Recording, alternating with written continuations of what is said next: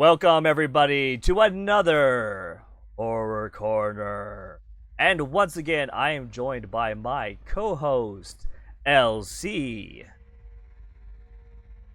Hello, I've got I've been working really late at night voice going for everyone. So we'll hope it holds out. Hey everybody. Hey there. Yes, your sultry voice, right? Your camera's totally frozen. My camera's totally frozen. You were just frozen. What is happening? I have no idea. Hold on a second. I think we should just keep going. Did you stop recording? I I think we can. should just I level yeah with yeah people that yeah we're having yeah. aliens. We're having aliens. Exactly. We're having aliens. I'm We're having still I'm aliens. still clear out, hmm right? Still see me. Now you are, but yeah, you froze, and I was like, "Great, here we go again." Okay. All right. Well, tonight we are reviewing Color Out of Space with starring Nicolas Cage. Right. Welcome back to the Into the Cage podcast. Sounds like we're about to We're fight. just going to keep it going. It does. It sounds like a bit more of a fight film. Yeah. Color Out of Space, an H.P. Lovecraft work for those of you that are fans of a lot of his sort of cosmic horror. This is definitely one of his favorites. I think it was one of his most successful works.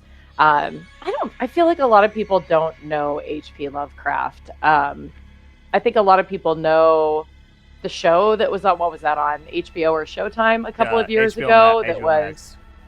yeah, which was a great show, and I'm still wildly irritated that it was canceled. But this was a kind of post Poe, pre King master of horror, and a really really great collection of works. But this was one of his most successful, one of his favorite works, probably because it was most successful. And it also dealt with one of his favorite themes, which was the ambiguous villain, not the monster that you can see, but the what you don't know, which is kind of what this entire movie revolves around. So this was done by Richard Stanley. As Jay mentioned, it's Nicolas Cage. It's got a couple of other actors that you might have seen from some television shows or some more obscure movies. And then the great Tommy Chong is also in this. But this movie came out in 2019. It was more widely released in 2020. And it starts out with a young girl named Lavinia Gardner, who is played by Madeleine Arthur.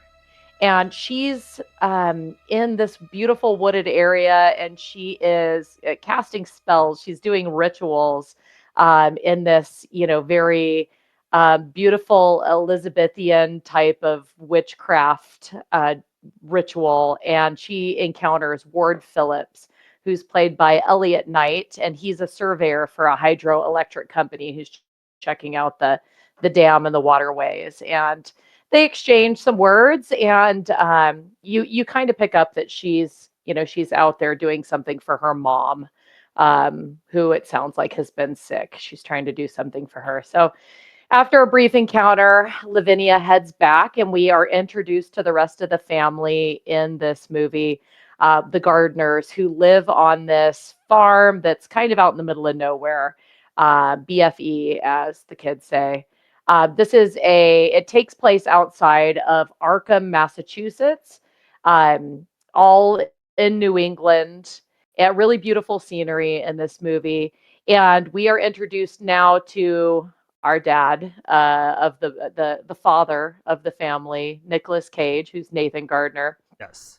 His wife Teresa, played by Jolie Richardson, and then the oldest son, Benny Gardner, who is Brendan Meyer, who appeared in The Walking Dead. And he's kind of the, pot smoking older brother who, him and Lavinia have a great relationship. They kind of squabble back and forth as siblings do. But she goes back, and the family's together. We also meet the youngest brother, who is his name's Jack. He's played by Julian Hillard. He was also in The Conjuring. And they're just, they seem like a really great family. They have a great dynamic, aside from, obviously, now we learn a little bit more that the mother, has been sick. She's works remote at this great farmhouse that this family has inherited from Nathan's father. And they've built something kind of special. They look really close knit. So they're hanging out at the house, and something crazy happens. There's this glowing kind of northern lights. You can see from my background some, much more greater detail of what that becomes. But this is more of just this beautiful kind of purplish light across the sky. And then all of a sudden there's this seismic explosion, and it's a glowing meteor. It's crash landed out in front of the house. So of course, everybody has to go and investigate, figure out what this is. The family investigates. Eventually, the sheriff and the mayor come to the scene, and Ward shows back up, our favorite surveyor in the area.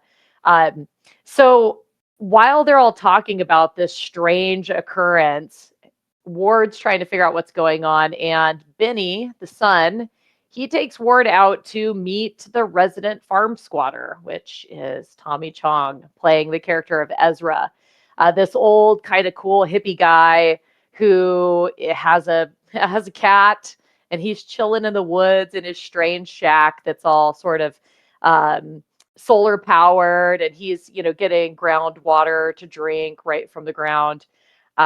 So while they're hanging out talking, Ezra offers the boys some water, and it is foul. It is you couldn't pay me to drink water that looked like that.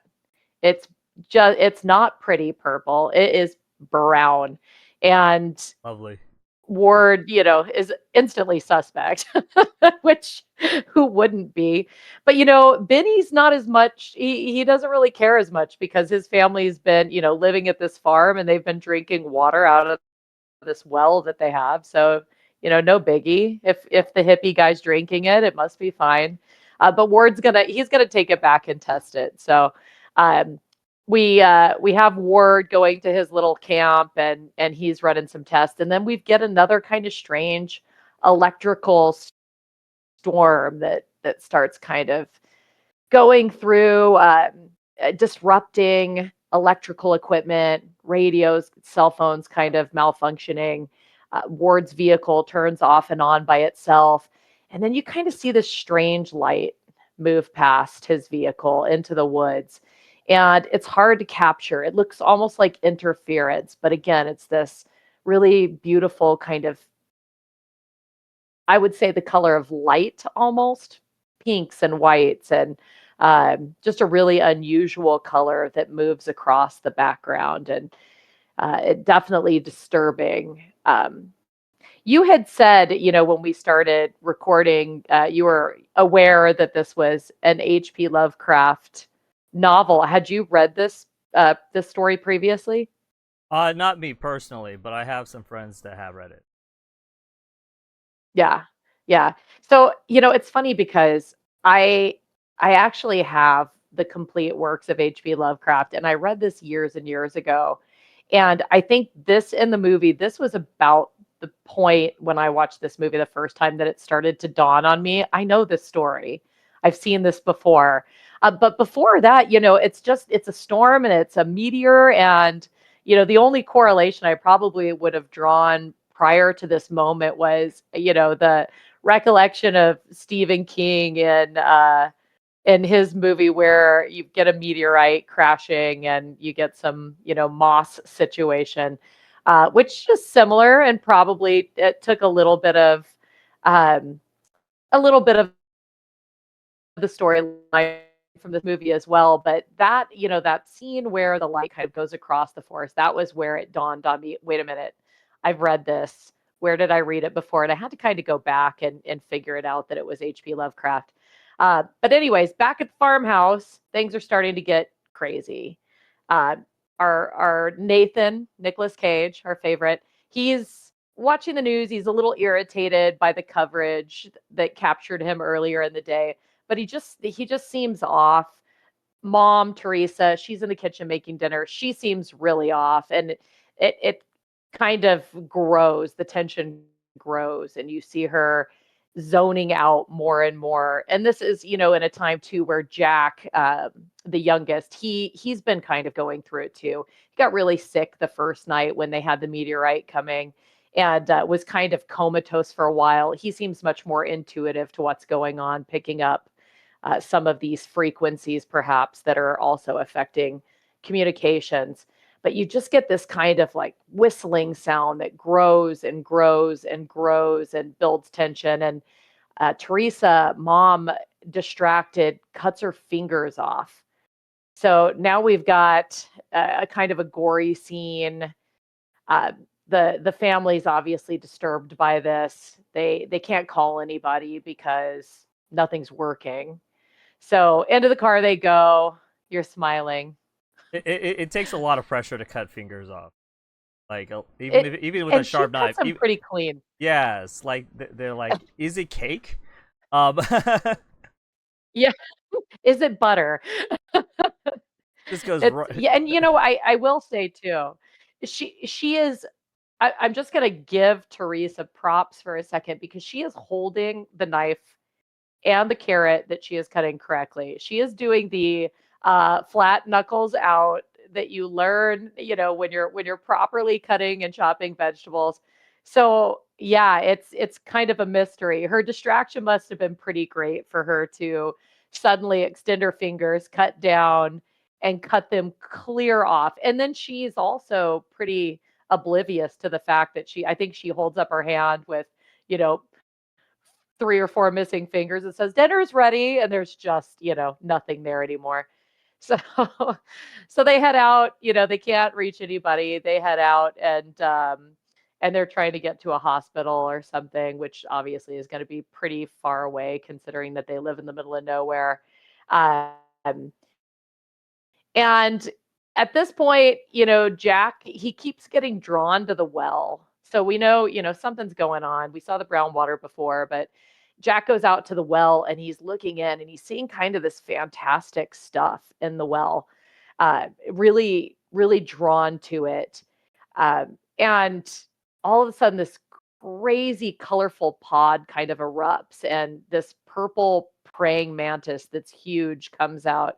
It's almost like a hallucination at this point. So now you're starting to wonder, is this, are they hallucinating from drinking this brown water? Maybe that's why Chong doesn't seem so disturbed because we know he can handle it. But the family's definitely going through it now. Ward pops by the house because he's always around when times are bad, and he's got that instinct where he shows up anytime something's going wrong, and he's coming to tell the family don't drink the water because he ran those tests and there is definitely a contaminant. He has no idea what it is, but it's don't drink it. It's bad. He goes off to warn Ezra, Tommy Chong, and Ezra is tripping out listening to some crazy records that are playing, strange recordings talking about people being in the floor. And he says, these are aliens, man. Um, Also, his cat's gone. So, he lives out in the middle of the woods. His he runs free, but Ezra knows the cat's gone. It's not that he's left, the cat is gone. So we clip back to Nathan and Teresa coming back from the hospital, and we find the cat question mark or something similar like it. And this is about the part in the movie where I start to recall a lot of my favorite horror movies with some of these effects that are coming in. Yeah. I am picking up notes of Pet Cemetery, a mouthfeel of The Thing. I mean, Definitely it the is thing. it is screaming a lot. Definitely The Thing. But we start to get some really good practical effects about this point in the movie, better than crazy cut fingers.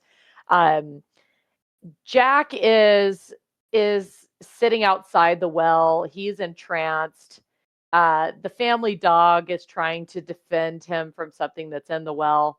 And things are just getting crazier and crazier. Nathan and Teresa come home after they're making that drive, and they see that kind of cat question mark, and you get just a brief glimpse of it, but they nearly hit it. It comes out of the middle of nowhere, and almost makes them run off the road.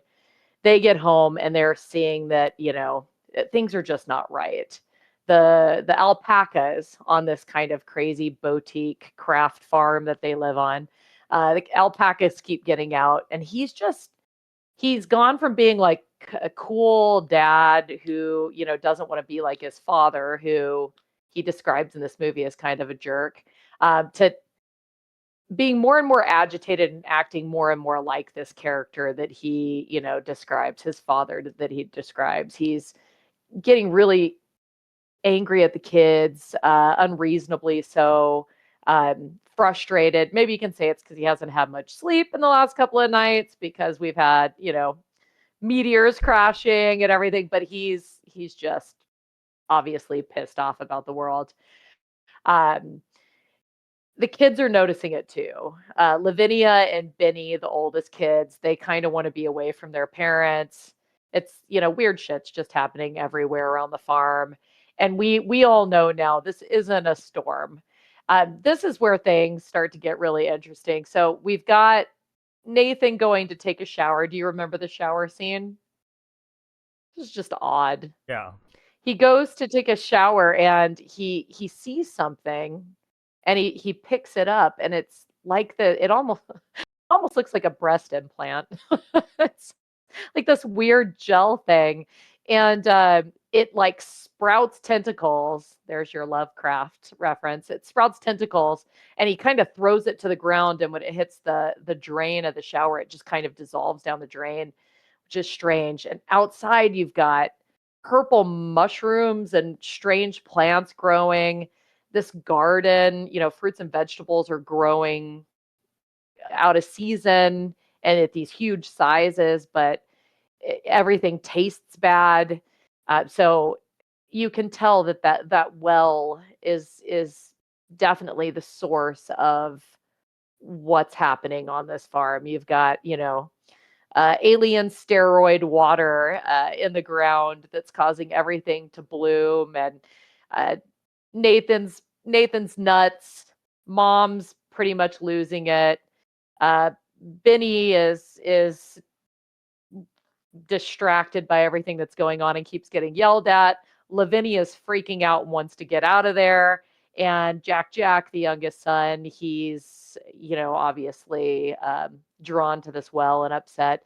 And Lavinia I love this moment. That it seemed a little bit too much, but Lavinia pulls out her Necronomicon and starts carving herself and spilling blood onto this ancient book, doing protection spells. Yeah, because she's a Wiccan. So a little, but she is a at this point kind of a little, she kind of goes between, at the beginning of the movie, she's the real deal. She wants to make sure everybody knows that she's the real deal Wiccan. She's not just your typical Wiccan. She's of something greater and older and European.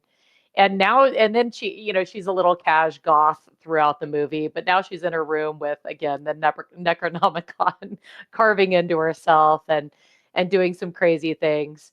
Um, Jack and Benny, they go out to the barn because there's crazy, commotion and whatnot going on, and lights coming out of the barn. So they go in there and they find a kind of grisly scene that we don't get to see quite yet. But lights starts filling the barn, and they try and run, and unfortunately, Teresa, the mother, comes out right at this time, and she grabs for Jack right as this light that's coming out of the barn overtakes them all. And you find that they're kind of huddled together in not a great way. Yep. It's It basically looks like the thing. conjoined them. Yeah, it looks like the thing. It looks like the thing. And this was, I don't want to say this is, when I first watched this movie, I really didn't think I was going to like this movie. We threw it on and I wasn't sure what I was going to get, but I hadn't heard much about it. And I don't think I was really into watching it that night. This whole piece of the movie made me, I hate to say I started to like it, but it may be kind of similar to when we talked about Final Girls. It's not a dialogue, but it's the fact that it's, a mother and a son conjoined. It's a brutal, sad thing that happens. So Nicolas Cage, Nathan, goes into the barn and we find the alpacas, same fate. And this is really like the thing. Those kind of 1980s practical effects. We've got the alpacas all melted, meshed together in this kind of horrific scene. They look like they've melted. They're furless They're and fused together. obviously, yeah, fused. Terrible scene. So he puts them out of their misery, and then they take Mom and Jack, Mac, up to her office at the top of the farmhouse, and they're trying to care for them, but it's bad. At this point, Lavinia and Benny, they are going to escape. They want to get out. They know that this isn't going to go well. Uh, Dad, Nathan, is dipping straight into madness. He's talking now in his father's voice. He pulls Lavinia into the house and locks her into that office with Mother Jack, Mac, which is almost like an insect creature now. It's walking like a coffee table in not a great way. It's pretty disturbing. And I mean, she's distraught. This is her mother and her baby brother, but it like trying to attack her. Not great. Nathan comes in and also puts this creature out of its misery. Um, just craziness everywhere. So light is coming from the well. Now, if you're watching this on YouTube, you can kind of see behind me what's going on outside. Oh, you forgot about Ward, Ward and the hmm? sheriff. About that. Yeah, Ward and the sheriff come out. They're trying to carry Lavinia out, and Nathan, now he is gonna shoot Ward and Lavinia. He's off his rocker, and the sheriff winds up taking him down instead. But Lavinia tells Ward that she's not going anywhere. She's now somebody who wanted to leave so badly, and now she's um, entrenched in this. This is, she's part of this, and not just the family, not just the farm. She's part of whatever is going on here. So Ward and the sheriff go out to try and hopefully save Ezra. But he's already succumbed to the light, I guess you could say.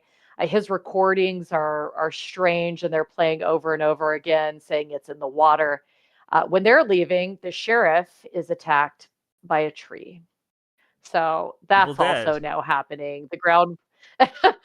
The groundwater has gone into the plants, and now we are, the farm is alive, right? Ward, he heads back, tries to get Lavinia, but now what's taking place behind my head is, fully going on, and she kind of dissolves into this color storm of light that's going into the sky. Ward goes into the house and finds Nathan, and Nathan is frighteningly crazy at this point. He's speaking in the voices of his family members, and just, his family members start kind of appearing, even though they've all been taken out. It's almost like the ghosts of the family, or the souls of the family are kind of returning in this alien way. And Ward's like, I'm out of here. That's it. I'm getting out. He runs into the basement, and while he's down there, we get another major explosion. The house and everything in it is gone. It's all rubble. Um, and that's kind of the end of the movie. We get a little epilogue after the movie where Ward himself is out by the water again. It's obviously into the future, and he's reflecting back on everything. And he had found Lavinia's compass that she was carrying with her when he first met her in the ashes, and he still has that. And he talks about, how this was something alien. He calls it out. He says, he still to this day won't drink the water. And then that's where we get the name of the movie. He calls it The Color Out of Space. So that is the entirety of the flick. This movie I mentioned, it was a Richard Stanley movie. He made some obscure horror movies, but he hadn't done a lot that was mainstream. He was involved in the Island of Dr. Moreau project. Do you happen to remember that Yes. whole ordeal with? Yeah. So for those of you that don't know, he was actually fired from that movie. Just lots of bad, like kind of a cursed production, almost like this recording, which we joked about at the beginning. We had it took us about 30 minutes to get started today because we were having all sorts of technical difficulties, and even now I'm kind of going in and out of blurriness. Um, but yeah, so he made this movie. He was really excited to make it. I think they spent. I got a couple of different figures. I got 6, I got 8, and I got 12 million. I don't know which is Something correct. I in don't know if you have a between. better. No, it's something in Yeah, between. 6 to somewhere. 12 million. Yeah, so we'll go with we'll go with 9. Um, it it actually only earned $1 million, which is not great when you spent that much money. And I honestly hadn't heard about this movie. I don't remember where. I think I watched it on Netflix. I watched it when my family was on vacation, um, and I I like I mentioned, I didn't want to watch this movie when we started, but I actually got really kind of entrenched in it when we were watching it, and I enjoyed it a lot more than I thought I would. Um, it got pretty decent reviews too. It wasn't terrible. I think it was a Rotten Tomatoes of 80 something, if I read that correctly. But I think it I think it did what Lovecraft tries to do with his tales, which is it created something that was a uh, horrific, monster that doesn't have a face. And that was his whole shtick was the world, the universe. He did a lot of stuff about space. It's so much more vast than what we know, and our science that we have doesn't even scratch the surface of what's out there. And to him, that was the scariest thing, was what we don't know. And I like the story. I like the fact that it's a color. It's it's not a monster. We become the monsters in this as it attacks us, if what humans would describe as monsters. And this thing, this alien, whatever it is, this force, it it's not going after people because, typical horror movie tropes. It's not going after the couple that are, making out in the barn. It doesn't care about anything other than kind of its own survival and doing what it needs to do to grow in this new space that it's in. Yeah. I liked it. Yeah, I liked it a lot. It seems like the entity that comes from the mirror is sort of like terraform area. Yeah. Yes. It's creating its own landscape, Yeah. adapting for sure. Possibly for the arrival of, creatures from another More planet. Well, we didn't. You didn't say. orange. Yeah, you didn't say something about we had before. So when we had Lavinia, like when she turned around and Ward was trying to save her and realized that she's unsavable, as the color in her starting to glow Right. at a rave. I'm joking. But he looks directly into Oops, her. He looks directly oops. into her eyes, and he sees a vision of the planet that this comes from, and it's this planet full of tentacles. Hmm. Yeah, which is very Very, Lovecraft. oh, very Lovecraftian. He loves tentacles. Tentacles on Mm. everything. Hmm. Even Cthulhu, it's Yes, just full of tentacles. everything's got tentacles.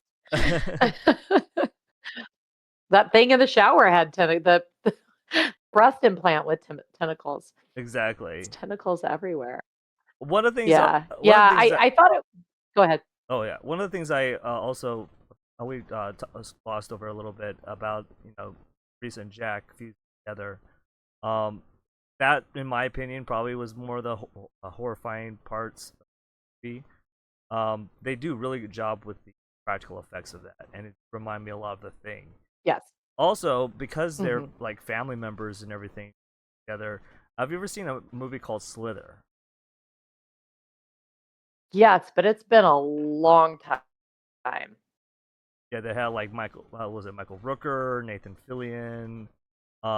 It was basically a ripoff of another movie where you had these little pink little slugs come in as people. They're from a alien planet, and they're trying to create a mass of people. So they like a bunch of people end up like becoming a mass within Michael Rooker's character. They Yeah. yeah. So yeah, that was kind of, and then of course the mother and the son basically turn into that like spider like that moves around. Her mouth opens Yeah. like really wide and is like Hmm. like, get me out of here. Crazy. Yeah. Yeah. Do you think that Slither was perhaps based on the same story? I actually looked to see if the thing after watching this again, I looked to see if the thing had any correlation, but it's actually based on another story, an actual a whole story. Which, funny enough, they say that story might have been based on "Color Out of Space" by Lovecraft. A lot of inspo here across generations, I think, is happening, but it just kind of goes to show you how some of the great storytellers of the genre, you find those fantastical ideas explored over and over again throughout horror cinema. We see Poe's stuff retold and told over and over again, sometimes obscurely, sometimes straight up, like the Fall of House of Usher series that recently was out on Netflix. Yeah, yeah, most definitely. Uh, did you have a favorite like death scene in here that you enjoyed? I I mean, it's hard to say favorite, but yeah, I mean, it's the mother and the son. It's disturbing. It's disturbing because it's maternal in the best and worst of ways. Any mom would, of course, go and jump in front of her kid. Every parent says that, right? I'd do anything to protect my kids. I'd throw myself in front of, and all she was trying to do was just protect him from this, and that wound up creating this terrible thing, which at first you think it's, oh my god, it's so sad. They're melted together, they're fused, they're probably not going to survive, and the family's trying to care for them, and then it becomes something hideous, and possibly probably as whatever this contaminant takes further control of them. But yeah, that's the series of events that leads to that creature's death. I don't want to say it was necessarily Nicolas Cage blowing away the spider walker, crab walker creature, but that was probably my favorite scene of the entire movie. How about you? Oh, similar. Like I think it was when the son starts speaking. He was kind of like upside down. that mangled Yeah. mess with his mother. Yeah. And Yeah. if I remember correctly, what was it? Ward and the sheriff were there too beside him. And Ward is all Yeah. like, he has no idea what's going on. So right when Nicolas Cage unloads his shotgun into his quote unquote family, he's like, they're not my family. It's like, what? Yeah. What do you mean they're not your family? Nicolas Cage's metamorphosis in this movie, he is like dad bod, sweater vests, just so dad at the beginning of this movie, caring, so loving of his wife. You can tell that they've really been going through it. He does a really good job of, kind of slipping into this character who's losing his damn mind. That scene where he his agitation, he quickly changes from very protective, caring to whatever's necessary. Probably the portrayal of his father on this farm that he grew up with. I mean, It's that's what yeah, you get it's when you not eat. my family. Yeah, That's what he you has a get when you couple of eat those alpaca. moments. Yeah. Were they eating the alpaca? I mean, Apparently, alpaca I meat. don't he was well, no, he was. You're right. He was drinking the alpaca milk at warm. Gross. Sorry if you're into that sort of thing. Um, and yeah, he did mention something about it. And I remember Lavinia says something like, it's not what people do with this, or maybe it was the Benny. They're like, it's people use the fur for sweaters. They Yeah, don't eat it.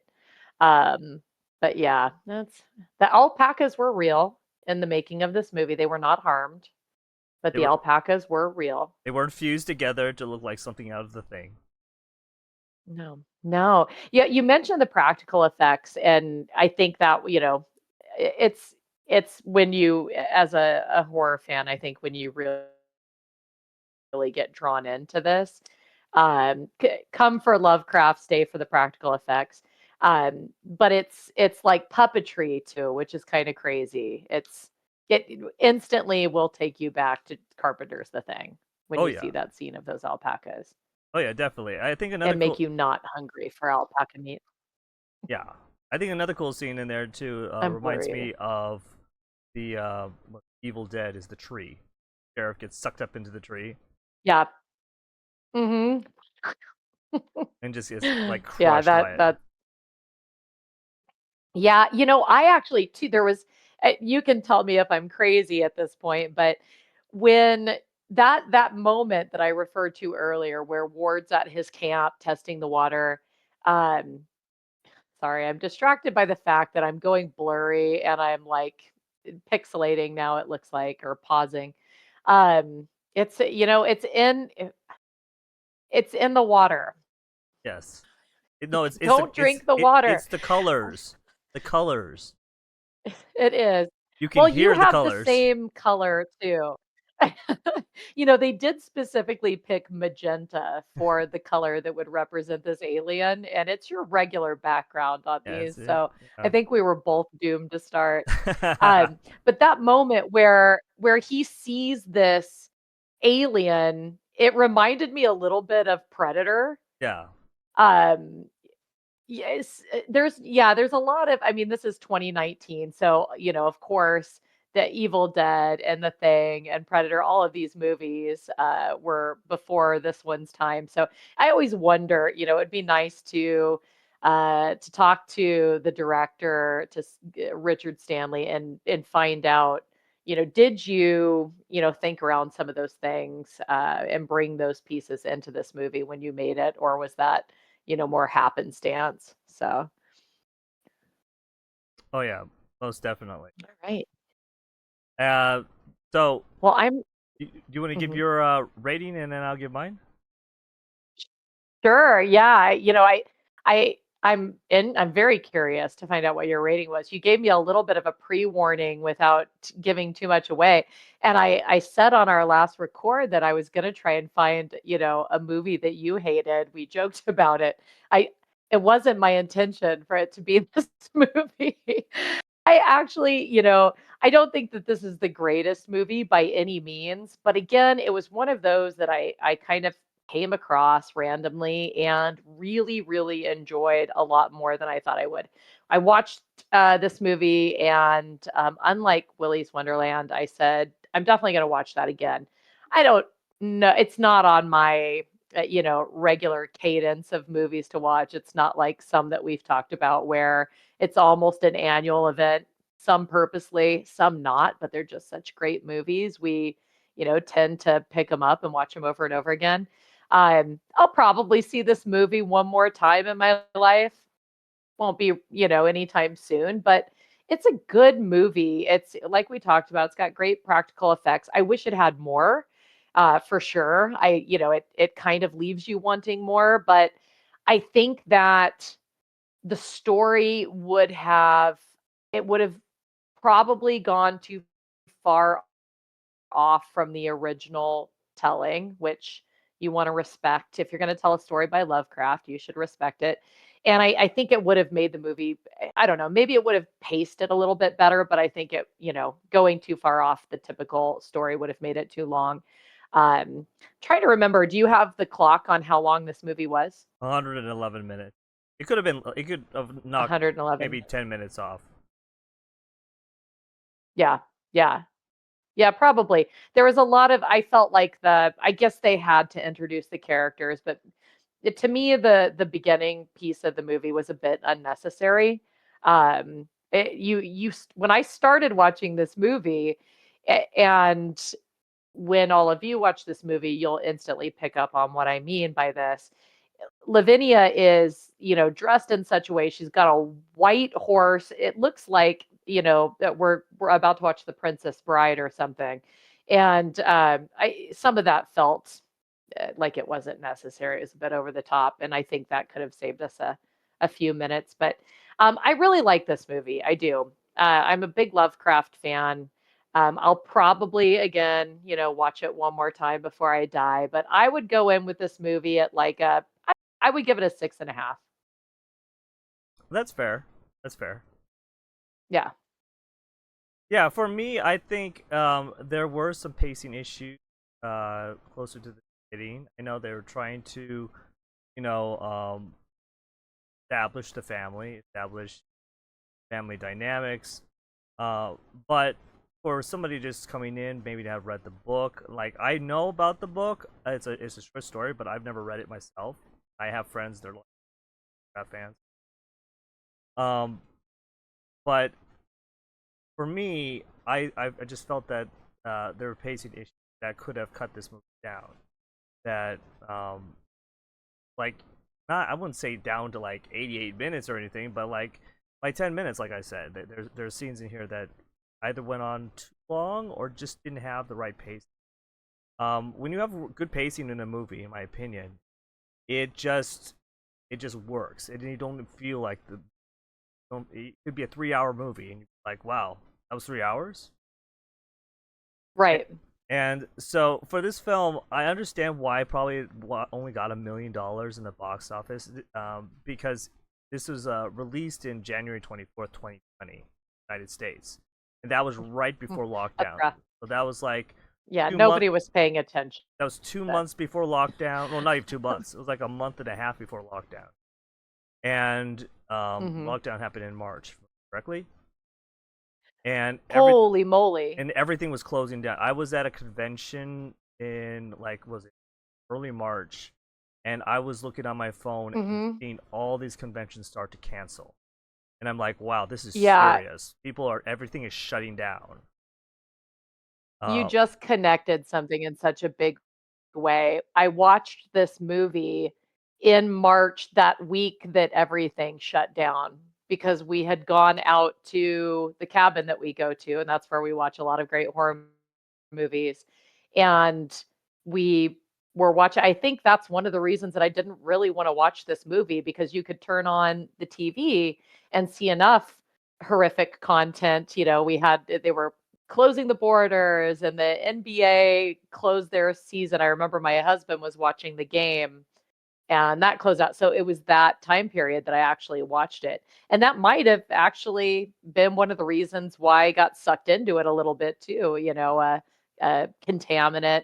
It's not a, contagion necessarily, but yeah. All right. Yeah, good call. Yeah. It's a rough time to launch a movie. Oh, there were a lot of movies that were launched around this time, and they did basically horrible. And some just went to VOD. And after Mhm. theaters shut down, movies were being released on VOD. You are blurring out like crazy. Hello. I know. I know. No, I don't drink worry. more water. Stop drinking the water. I'm Stop drinking. The water is sorry. contaminated. I'm not leaving. It's the colors. All right. No, but no, like I said, like a lot of movies went to VOD, and they ended up like losing a lot of money because of that for the box office, because of the pandemic. And so I really can't blame it Yeah. for only making $1 million. It was like people weren't going to see it in the theater. People just couldn't go to the theater. Right. Yeah. Right. And this movie too, another, good point to that same thing that you're talking about. The my favorite, but the streaming rights exclusively were acquired by Shudder. Yes. So not a huge streaming platform too, 2020 Prime and Netflix, I think kind of ruled the streaming universe at that point, Hulu. So not a lot of people, I mean, still not a lot of people are streaming on Shudder, just, the few and the proud. But that probably didn't help really get this movie a lot of attention. Yeah, definitely. I think Nicolas Cage, when it came to the point where he had to play a crazy person, I think that's when probably the director's like, you don't need a script. Just be Yeah. you. Just like Well, we've seen Mandy. Come on, just be you. I'm joking. mhm. Well, too, we talked about this when we were talking about Willy's Wonderland last record, and how he apparently, at this point in his career, he really looks for movies where he gets a lot of that freedom to act the way he wants. So, this would have been Willy's came out right around the same time. I can't remember if it was before or after, right? Hold on. Because it was also, we talked a little bit about how it was also probably disrupted by the pandemic. I think it might have come That out was after 2021. this one. It was 2021, but it was still in it. Yeah, It was in the yeah, area of like theaters were shut down. right. It took like a year and a Yeah, half for yeah, theaters to really fully come back. yeah. Support your theaters, Support, people. yes. Support your theaters. Not like I've not been to a theater in a while, but I go to the theater all the they're time. really expensive. Their prices are insane for some theaters. Like, that's It is true. yeah. Unless you get like a membership or something like that to the theater, like AMC, Mhm. Subs Pass. But yeah, so Yeah. for this film, I liked some of the dynamics in here. I like Jolie Richardson. Jolie Richardson is a good actress. You've probably seen her Mhm. in. Have you ever seen? I think it was a Nip Tuck. Yeah, that's the only thing I really recalled her from was Nip Tuck, which was a great show. She's been in a lot of other things as well. And she's a good actress.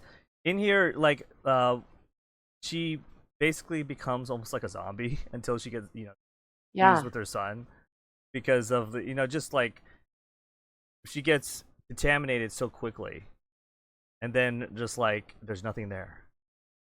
Like, okay, Mhm. well then Yeah. you shouldn't have a knife, but nobody knew what was going on. So and it was Jack who discovered it. He's like, mommy hurt herself. It's like, okay, she Yeah. needs help.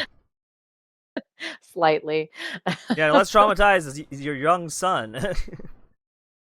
Yeah. Yeah. I thought his character, I thought, it's for little kids, I always wonder how eh, is it easier or is it harder to act at that age?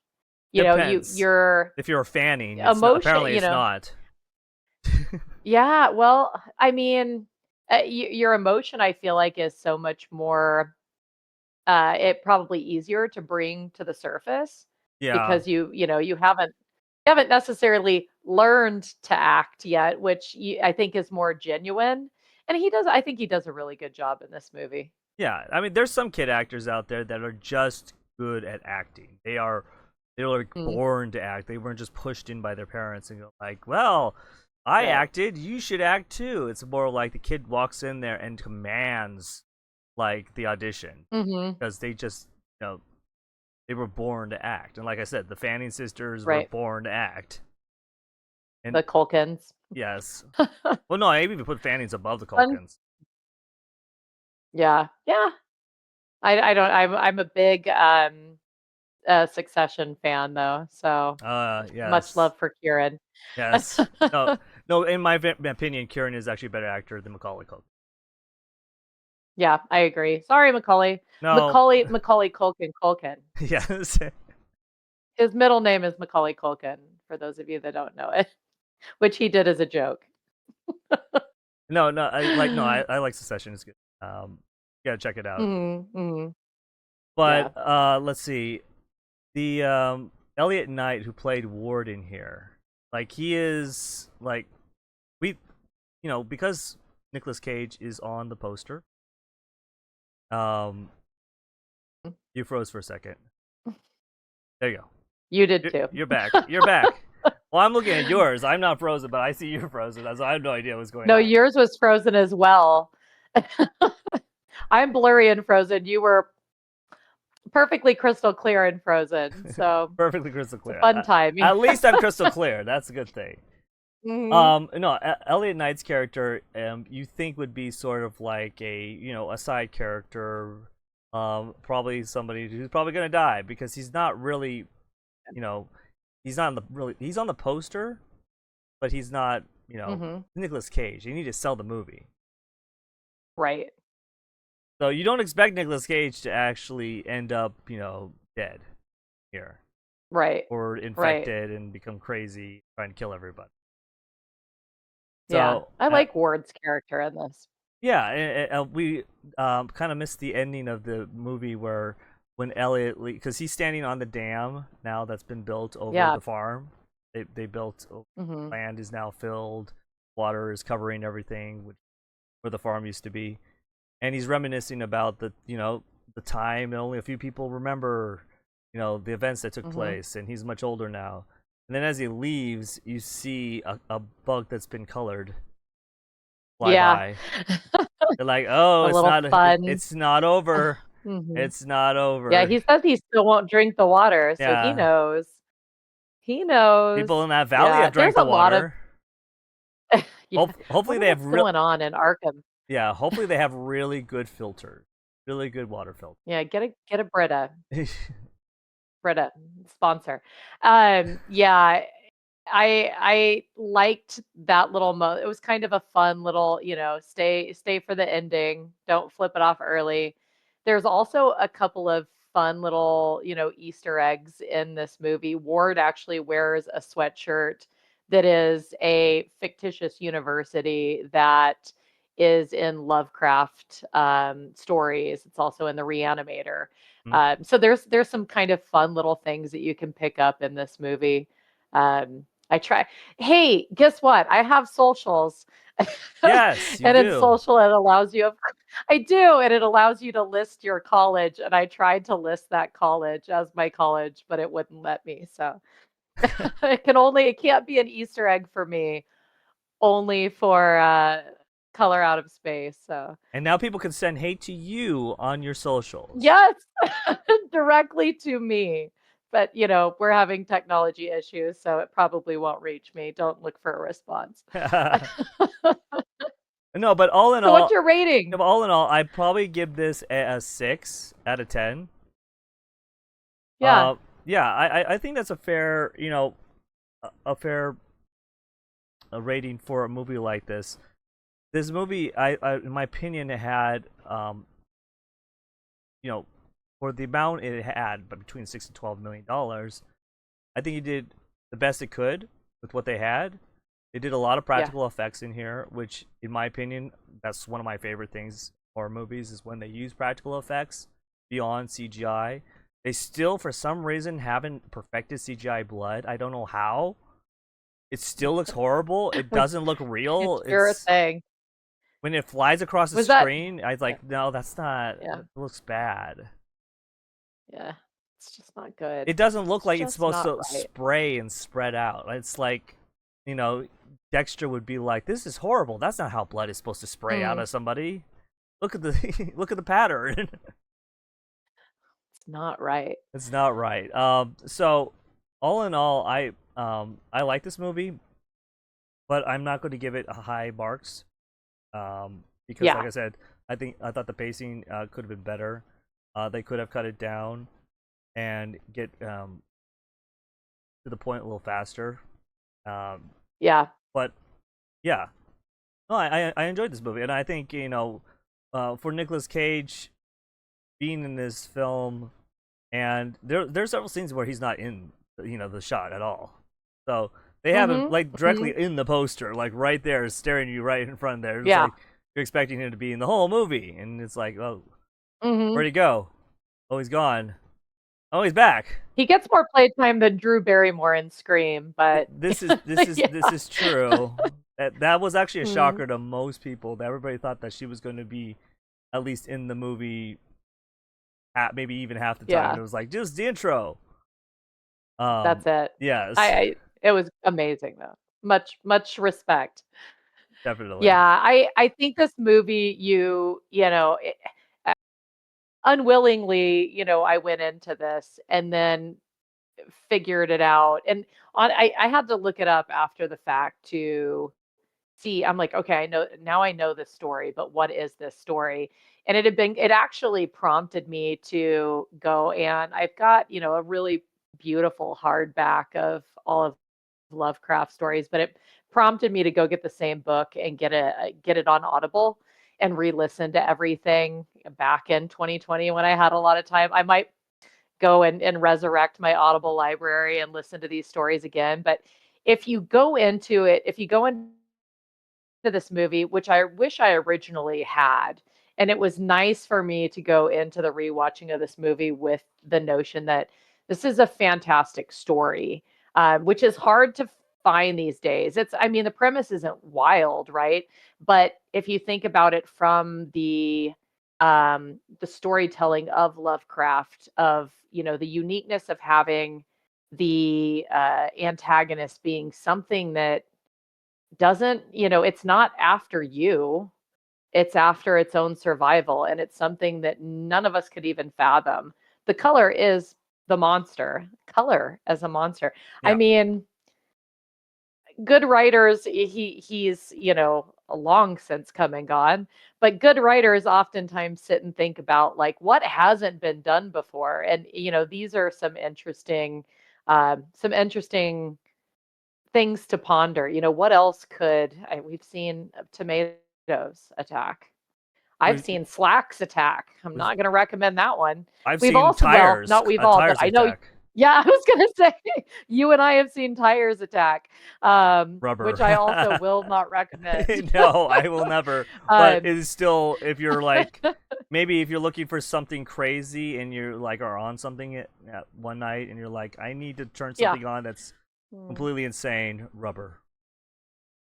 I'm sure Ezra in this movie loves the movie Rubber.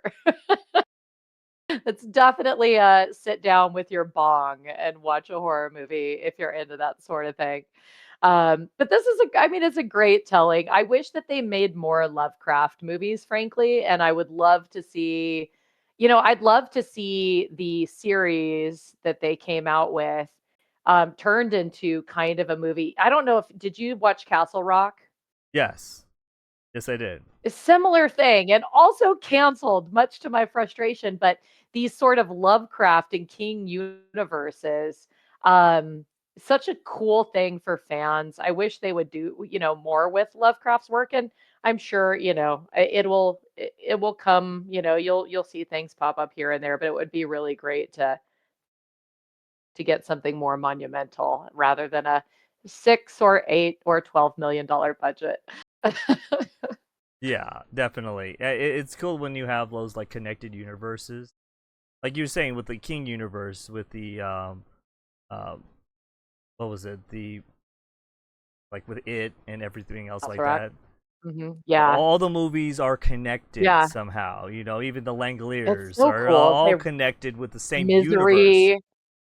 Yeah, yeah. Salem's Lot. I loved that show. I loved Lovecraft as well. And it makes me sad that, maybe it's just the moment in time, but it makes me sad that those shows didn't get bigger pickup. I am not going to say though that it's just because of the genre, because we all know a show out there, especially in this world that we live in now where there's a bazillion things to stream and stuff falls in and out of favor very quickly. Every genre has a show that is wildly good that gets canceled way too early. Mindhunter. Firefly. See, just start. So yeah, but yeah, go watch it. I think 6 solid rating across the board on this one. From me to you, you're gonna get more than Willy's Wonderland. Um, it's a great flick, but I think at this point we're gonna at least temporarily close the chapter on Into the Cage, the all Nicolas Cage podcast. We're not going to keep running this like we did our vampires unless Mandy gets thrown out, which I'm hoping it won't. Or Renfeld. I wouldn't mind. I wouldn't mind. We might do Renfield. That goes all the way back to her I would love vampires. to. Yep, I know. We should have gone to Renfeld and then pivoted into Cage. It would have been a perfect, continuance, but here we are. You know, before we go, I just hope everybody roots on the genre this Sunday. There's some great flicks that are up for a lot of nominations, and Yes. I know, you and I both are going to be rooting for Frankenstein. I know you're going to be wildly rooting, and I'll be like, sure, yeah, You would be with K-pop Sinners. Demon Hunters. You'll be well. Yeah. You'll be Oh, going for Sinners. I'll be mhm. doing Frankenstein, but it's probably gonna be Hamlet. No, no, no, not Hamlet. Well, hold on a second. There's another movie. Hamnet, Hamnet. There's another movie that's it might Hairnet. win that won at the Golden Globes. Um, but yeah, I it's up feel in the like they air. do It's that. up in the Sinners air. has, like, it's got more nominations than any other flick, and I feel like this is kind of a thing that the Academy Awards do. They, like, give them so many nominations, but then don't let them win Best Picture. I feel like we've seen this play before. Um, but there's some others. Ugly Stepsister is nominated. Begonia, which I haven't seen. I don't know if you've seen that. It's up. It's up for some awards. Weapons is also up for, I think, Best Supporting Actress or Supporting Actor. So there's some really great respect going out to the genre. So I hope that everybody watches and cheers on. Like you said, I know you're Team Frankenstein. Yeah. I'm Team Sinner, If if Team Vampire. I If Hamnet doesn't win, I think it's one battle after another might win. It's the Paul Thomas. don't say that. Oh, no, I won't say that. But Find wood and knock on it. yeah. But my table's made out of plastic. Well, I am hold on. I'm drinking water and I'm raising my arms to the light and I'm putting it out there since we've been corrupted by this alien force this entire record. I'm Ruining saying all our Sinners is technical going to stuff. take it. Okay, all right. Well, I'm still going. Man, at least let Michael B. Jordan get Best Actor. Come on. He played 2 roles. All right, well, I'll be watching. Oh yeah, definitely. I hope you will be watching too. And like I said before, horror is getting more like recognized by the Academy and by the mainstream, judges these days because for award season, um, before it was basically just scoffed at and looked at as sort of like a passing fad. Even though horror has been going on for a very long time, all the way back back to like the 20s, 30s, and Before, yeah. yeah, even before that. But like when it started to really get into and past, like no sound, and now we're getting sound. We have the Universal monsters. Mhm. Um, Oh yeah, we but should do some of that too at some point. oh yeah, definitely. But now that you're getting really good horror movies with really good like storylines. You have Frankenstein. You have Mhm. Sinners. You have there are other movies out there that should have been nominated for awards, and the Academy, luckily, has maybe gotten younger voters in Yeah. there that are starting hmm to realize, We hey, are the Academy. yes. That realize that there can be really good stories being told with this genre. It's not just boogity boogity, like jump scares and everything. They actually have heart to them, as well as blood and gore, and other people's Yeah. hearts as well. Yeah. But yeah, Absolutely. definitely. And I'm looking forward to seeing what the future holds, especially for stunt people. They're finally, I think it's going to hmm be in like, what was it? Next year, I think it is. They're going to officially have a stunt Academy Award, I believe, for Very nice. stuntmen. I don't know why it's taking them this long, but stuntmen put Don't their either. life on the line, and literally some of them don't come back. Yeah, yeah. I mean, here's the thing. If they're going to start giving out awards for AI, which is on the horizon, then for Pete's sake, yes, the AI gives nothing.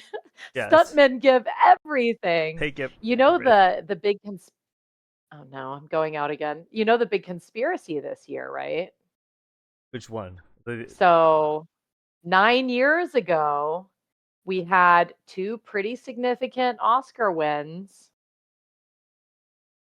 and one played upon it was a horror movie with some racist undertones, and the other was directed by Guillermo del Toro. We Ah, had 2017's The Shape Shape of of Water Water. and Get Out. Yes, So, here we are, like, let's, 9 years later, let's have a really great showing. I do want to call out too. It was 2 years ago or 3 years ago when Godzilla minus one got a pretty big effects award, which that was a fantastic telling of the Godzilla franchise. oh So yeah, that I don't that's know. the, I that like you said, yeah, that it was deserved even so more good. awards in my opinion because of the amount that It was so good. for the amount they used to make that film, as well as the Mhm. storytelling, the acting, everything in that film Oh, was the pacing of that film was incredible. But I yeah, saw it minus one, minus zero. I think they called it. Is that what they called it? The black and white version that yeah, they did in the theaters, which was epic. And then we of course had to watch it again in color. But yeah, let's hear it for the monsters. This is exactly, this is our time to shine. definitely. All And right, now I'm well, clear and again. now you're clear.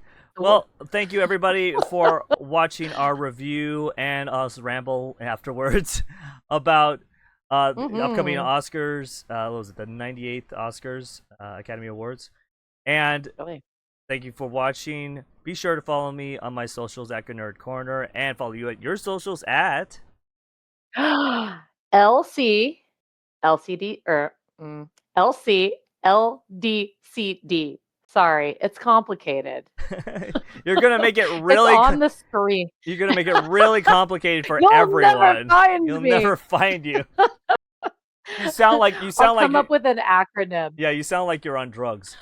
Um, they're like, Yeah, what? I do. What is that? Is that some type of drug or is We that a gotta social media give me thing? some flow time.